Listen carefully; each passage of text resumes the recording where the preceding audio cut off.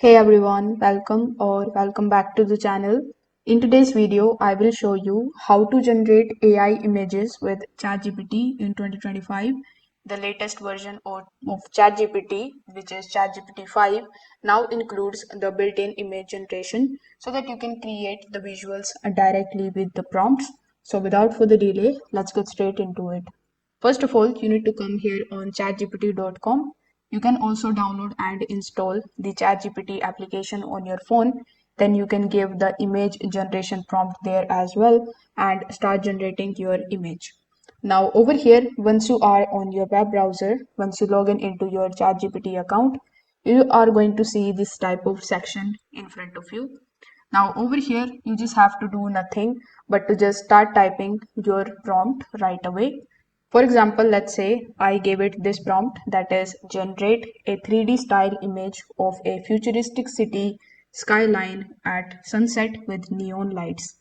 If I hit enter over here, ChatGPT is going to take some time and generate the image for me.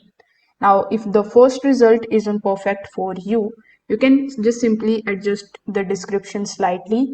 You can add more details like the color, the mood, perspective, or even style of the image that you want. For example, this was my original prompt, but if I don't like the response that ChatGPT gave me, I can add something like this, make it more cyberpunk style with purple and blue neon and a flying car in the sky.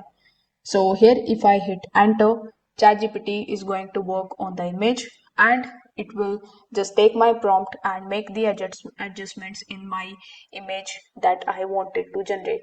Now you can also request different sizes. For example, by default, it is going to generate the 16:9, but you can also ask it to generate in the square form or any other form you like. Once the image is generated successfully, you just have to click on the image in order to make it full size. After that, you can either download it or again, you can make changes into it as per your need. If this video helped you out, make sure that you like this video and subscribe to the channel. Thanks for watching.